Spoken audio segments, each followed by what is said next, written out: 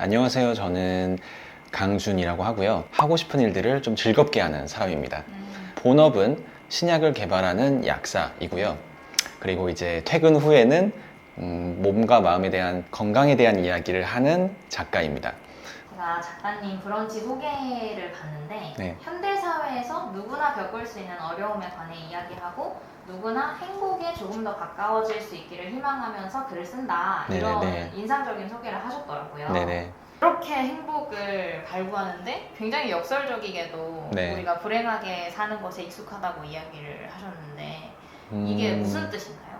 사실 우리는 불행하게 사는 것에 익숙하다는 제가 친구들이나 환자분들을 상담하면서 가장 많이 느꼈던 감정이었던 것 같아요.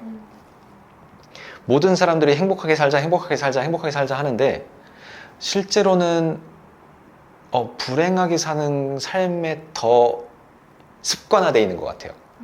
그래서 우리가 행복하게 살려면 어떤 부분들을 해소하고 추구해나가고 노력해야 되는 부분들이 있는데 전혀 다른 방향으로 그런 것들을 추구하고 있더라고요. 그래서 저렇게 추구했을 때는 행복에 가까워질 것 같진 않은데 라는 이제 의문점에서 시작을 해서 이런 제목을 달았고 표지도 조금 의미가 있어요. 비가 내리고 있는 와중에 한 여성분이 춤을 추고 있잖아요. 그렇죠? 이 비가 의미하는 게 사실 현대사회에서 가지고 있는 불행이고요. 근데 이런 불행에 있어서 우리가 비가 그칠 때까지 계속 기다릴 것이냐 아니면 이 비는 사실 언제 그칠지 모르잖아요. 예측할 수 없잖아요. 그것과 무관하게 나는 내 길을 갈 것이냐 내가 거기서 춤을 출 것이냐 이런 의미를 담고 있는 거예요. 아무래도 제가 이제 약사기도 하고 첫 번째 책은 마음에 대한 책을 쓰다 보니까 마음이 아픈 사람들이 저한테 이야기를 터놓는 그런 일들이 되게 많았어요. 그래서 특히 제 또래 친구들을 포함해서 약국에서는 좀 나이 많으신 분들도 있었고 그런 사람들의 이야기를 다 듣다 보니 놀란 게 있어요. 다 괜찮을 것 같아 라고 했던 친구들이 실제로는 다 우울감을 어느 정도 갖고 있었고 번아웃을 다 한 번씩 좀 겪었고 심지어 공황장애를 가지고 있는 친구들이 생각보다 많았어요. 저는 그래도 다 괜찮게 살고 있겠구나라고 생각했던 사람들이 다들 마음속에 아픔을 좀 가지고 있더라고요. 다들 이 행복이라는 어떤 가치를 목표라고 생각하면서 살더라고요. 행복이 저 멀리 있는 느낌을 가지고 표현을 해요. 그러니까 현재는 행복하지 않지만 미래에는 행복할 거야. 행복하기 위해서 본인들이 가지고 있는 조건들을 들어보면 어느 정도 돈을 모아서 집을 살 거고 커리어에서도 있고 어떤 식의 삶들을 이렇게 그리는 것들이 있더라고요. 그런데 제가 거기서 사실 느꼈던 부분은 행복이라는 가치는 현재에서 느껴야 할 가치라고 좀 판단했거든요. 그래서 지금 행복하지 못한 사람은 미래에 어떤 걸 이루더라도 행복할 수 없다 라는 걸 좀 깨달았고 그렇기 때문에 지금 이 순간에 행복을 찾는 법에 조금 더 집중을 해야 미래도 더 행복할 수 있겠구나. 그러면 지금 어떻게 행복할 수 있을까? 이것에 대해서 좀 고민을 많이 했었는데 첫 번째는 결국 남들의 시선에서 좀 벗어나야 된다. 자기만의 행복의 기준을 가져야 내가 행복해지는 그런 요소들 그리고 현재에서 어떻게 행복할 수 있는지를 찾을 수 있는데 우리가 지금 가지고 있는 행복의 기준들이 다 사회나 매스컴이나 아니면 주변 사람들의 시선, 인식 이런 것들이 만들어진 기준이다 보니까 거기서부터 괴리감이 생기는 것 같아요. 그래서 자신이 정말 진심으로 어떨 때 행복감을 느끼는지 아니면 어떻게 해야 내가 지금 행복할 수 있는지를 더 많이 생각하고 고민하는 과정이 행복이 가까워지는 지름길이 아닐까 이런 생각을 좀 했습니다. 그럼 작가님은 네. 지금 행복하신가요? 저는 행복합니다. 왜 행복한 것 같으세요? 저는 하루하루가 너무 행복하고 감사하기 때문에 그렇게 하루하루가 좀 쌓여오다 보니까 그냥 늘 행복한 게 되게 너무 자연스럽다? 그런 느낌이 좀 됐고 그러니까 이 행복이라는 거를 너무 거대하게 생각할 필요는 없는 것 같아요.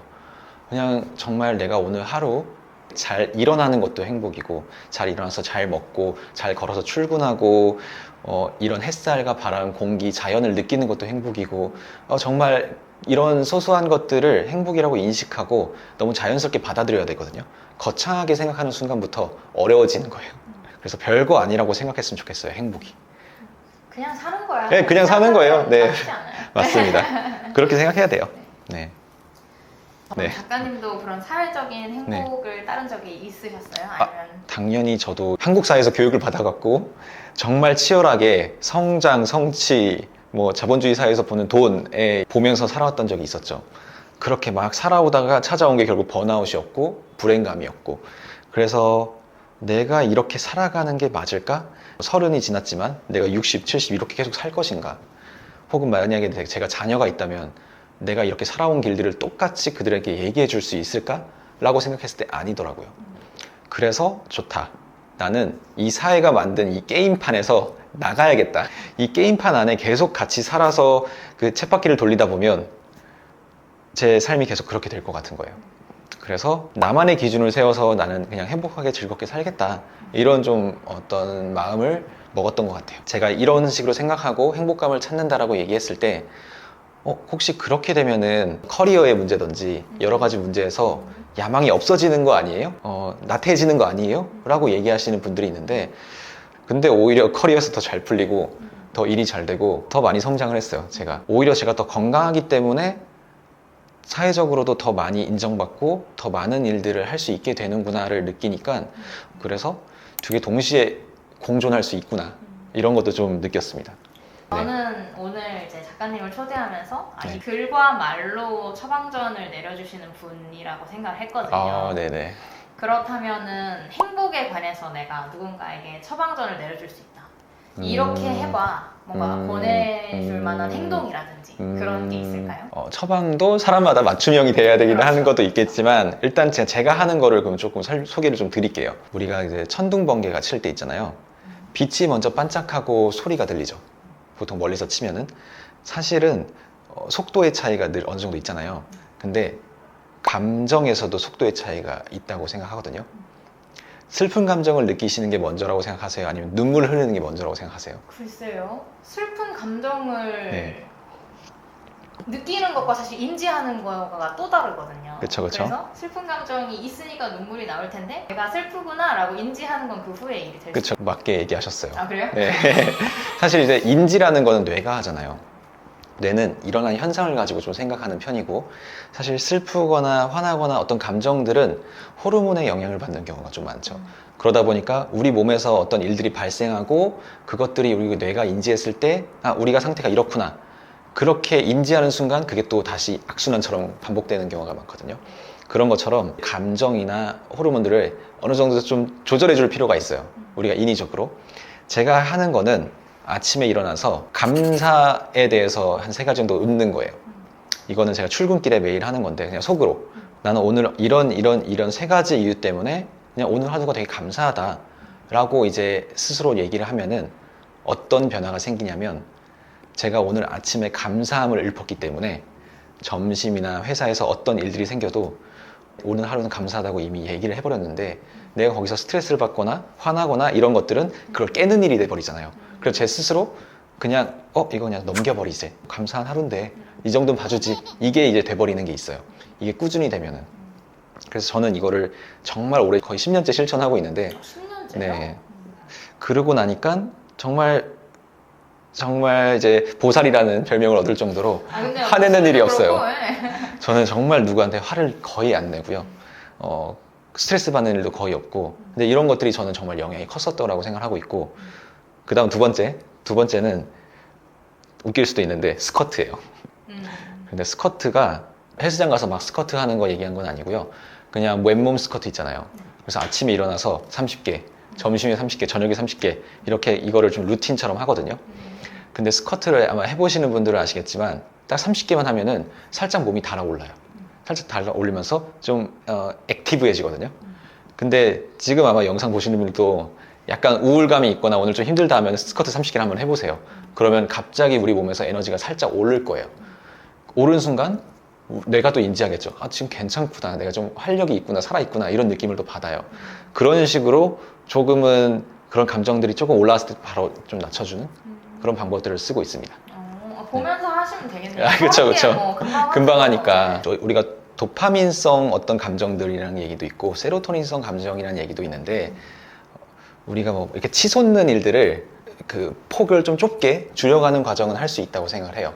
뭐 명상을 포함한 다양한 활동들을 통해서 루틴을 통해서 감정에 쉽게 흔들리지 않게 만드는 과정은 좀 가능하다고 생각합니다. 사장님이 마음 강연을 다니신다고 네네네. 들었는데 네. 요즘 사람들이 주로 뭐 질문을 한다든지 음, 고민이다라고 음. 하는 그 문제점들이 있나요? 스트레스에 대한 이야기였던 것 같아요. 스트레스가 사람들에게 요즘 굉장히 친숙하잖아요. 뭐만 하면 나 스트레스 받았어. 나 뭐 했으면 스트레스야. 막 이렇게 얘기하는 것처럼 친구죠, 친구. 네, 친구라고 생각 거의 스트레스 친구처럼 데리고 다니는데 스트레스가 굉장히 몸과 마음 건강에 중요하기 때문에 스트레스 이야기를 많이 해요. 스트레스가 어디서부터 시작했을까를 생리학적으로 좀 얘기를 해보자면 좋아요. 네. 좋아하자면 원래 우리 인간은 과거에 수렵 생활을 했잖아요. 그래서 산짐승을 만나고 호랑이나 먹고 이런 거 만나면은 우리가 생명의 위협을 느끼잖아요. 근데 의학적으로 스트레스를 fight and flight 반응이라고 하는데 싸우거나 도망가거나 할 때 생기는 반응이다라고 표현을 해요. 그래서 우리가 갑자기 이제 산짐승을 만나면은 결정해야 되잖아요. 싸워서 이겨서 우리가 먹이로 쓸 것이냐 아니면은 도망갈 것이냐 그런 결정을 하는데 우리가 싸우려면은 에너지가 필요하죠. 근데 그런 에너지를 만들어주는 게 바로 스트레스 반응이에요. 그래서 스트레스가 일어나면 우리 몸에서는 심장 수축이 막 일어나서 막 달아오르고 혈액순환이 막 빨라지잖아요. 그쵸? 그 다음에 혈당을 막 높여주거든요. 그리고 혈중 지질도 막 높여주고 에너지원을 써야 되니까 그 다음에 혈액순환도 다 골격으로 가요. 골격으로 근육으로 막 가고 그러다 보니까 위장 쪽으로 가는 혈액들이 막 줄어들어요. 또 우리 면역계 있죠. 근데 바이러스나 세균들을 막아주는 면역계도 다 일을 잠시 멈춰요. 왜냐하면 우린 당장 이 곰을 잡아야지 바이러스가 중요한 게 아니잖아요. 그렇게 이제 우리 몸에는 다양한 변화들이 막 생깁니다. 근데 과거에는 이렇게 생명을 위협하는 이유 때문에 우리가 스트레스를 받았는데 현대사에서는 도대체 스트레스를 왜 받는 거죠? 그 이유가 뭘까요? 유추를 해보자면 네. 도망가거나 싸워야 된다고 했으니까 네. 내가 위험에 노출됐다는 거를 꼭 이렇게 물리적으로 느끼지 않더라도 심리적으로 느끼는 게 아닐까요? 정답이네요. 그 생명의 위협을 느낀다고 했잖아요. 이 생명이라는 게 현대사에서는 범위가 너무 확장된 거예요. 자, 우리가 생명이라고 느끼는 게 뭐가 있을까요? 내 돈을 잃었을 때. 그렇죠. 그 다음에 이 사회에서 내 평판이 안 좋아졌을 때. 누군가 내 뒷담을 하거나 막 이런 식으로. 그 다음에 내가 어떤 관계, 소중하게 생각하는 관계가 만약에 깨졌을 때. 내가 도전하는 것들이 실패했을 때. 이런 것들을 다 우리는 내 하나의 목숨이라고 생각하는 거예요. 자살률이 높잖아요, 우리나라가. 근데 성적도 있고 여러 가지 이유들이 그만큼 이거를 되게 몰입하고 생명이라고 생각하기 때문에 그런 선택을 하는 경우도 많잖아요. 그만큼 현대사회에서는 이런 것들을 되게 확장해서 생각하기 때문에 이런 거 하나마다 스트레스를 받을 요소들이 너무 많아진 거죠. 근데 스트레스는 단기적으로 받고 끝나고 다시 안정화돼야 되는데 이런 요소들에서 스트레스가 계속 유지되는 순간 우리 몸은 병이 생기는 거예요. 아까 제가 말씀드린 것처럼 심장 수축이 빨라지면서 혈액이 막 빨리 돌고 혈압이 높아지면은 이게 반복되면 고혈압이 오겠죠. 그 다음에 혈당과 혈중 지질이 높아진다고 했는데 뭐 당뇨나 고지혈증이 올 수 있는 거고 그리고 이제 아까 혈액량이 위장보다는 근골격으로 몰린다고 했죠. 그럼 위장에서 충분히 소화할 수 있는 능력이나 위장 기관의 능력이 떨어지면서 역류성 식도염이나 위염이 올 수 있는 거죠. 그 다음에 면역계가 떨어진다고 했잖아요. 그러면은 감염이나 감기도 잘 걸리고 심지어 암까지도 생길 수 있는 거예요. 결국에는 우리가 이제 만병의 근원은 스트레스다라 얘기하는 게 사실 틀린 말이 아니거든요. 앞에서도 말씀드렸던 얘기랑 좀 일맥상통하는 부분이 있는데 이것도 제 책에 대한 홍보가 될 수 있는데 결국에는 마음에 대해서 우리가 어떻게 하면은 스트레스를 좀 덜 받을 수 있는지 이런 부분들을 스스로가 잘 컨트롤할 줄 알아야 되는 거죠. 의학에서도 치료요법에서도 가장 좋은 게 원인을 제거하는 거거든요. 앞서서 제가 감사함, 뭐 운동 이런 것들도 간단하게 얘기 드렸는데 그런 것들도 다 스트레스를 제거하는 일종의 예방요법 중에 하나거든요. 그런 것들을 좀 잘 실천해야 되고 사실은 스트레스는 치료보다는 예방이 더 효과적인 경우예요. 사실 이미 스트레스 때문에 위험이 생겼다. 그 치료하는데 엄청 오래 걸리고 그리고 옳은 방법으로 예방을 해야 되는데 만약에 스트레스 받았다고 해서 술 먹고 야식 먹고 아니면은 게임이나 뭐 도박이나 뭐 예를 들면 이런 것들에 또 빠지게 되면은 그런 것들은 단기적으로는 감정을 덮는 행위거든요. 이것도 잘못된 방법이다. 그 사람들이 상상력이 좋아서 그런 것 같아요. 맞습니다. 뭐 여러 가지의 이제 나의 생명을 은유적으로 대입을 네, 해주는 네, 거잖아요. 네, 뭔가 맞습니다. 나의 평판이라든지 네. 나의 커리어라든지 음. 그런 것들이 너무 많은 게 문제가 되니까 네. 그런 것들을 줄여보는 거? 그쵸. 한두 가지 정도만 남겨보는 것도 방법이 될 수 있겠네요. 그래서 제가 내려놓기를 되게 많이 하거든요. 그래서 제가 가지고 있는 커리어든지 뭐든지 뭐 당장 안 해도 상관없다. 그리고 지금 이렇게 서울에서 살려고 이렇게 하지만 지방에서 그냥 내려가 살아도 상관없다. 실제로 하진 않더라도 마음으로는 거의 내려놔야만 스트레스가 좀 안 받더라고요. 네, 이것도 제가 자주 하는 비법 중에 하나입니다. 그럼 내려놓기만 하세요? 뭔가 실제로 꼭 내려놓는 쥐고 싶은 것도 있을 수 있잖아요. 행복이죠. 네, 행복하게 살고 싶다라는 거는 늘 꼭 쥐고 삽니다. 오늘 내가 어떤 스트레스를 받았다 하면은 그거를 그날 무조건 어떻게든 해소하려고 하거든요. 저만의 그날 행복감을 주는 행위들이 있어요. 그런 행위들을 제 스스로에게 선물해 주는 거죠. 산책을 되게 좋아하거든요. 밤 산책 아니면 글쓰기 이런 걸 통해서 조금 더 해소하고 있습니다. 아, 진짜 양반이시다. 네. 뭔가. 네. 선비 같죠? 네. 저도 한 선비 기질이 있는데 저는 솔직히 많이 놀거든요. 근데 진짜 제가 뵌 분 중에도 손에 꼽는 그런 기질이 그런 말을 있으신 많이 것 같아요. 듣습니다. 네. 작가님 글 보면 네네. 이제 좀 스스로에 대해서 객관적으로 인지하는 글이 많다라는 생각이 네네네. 들거든요.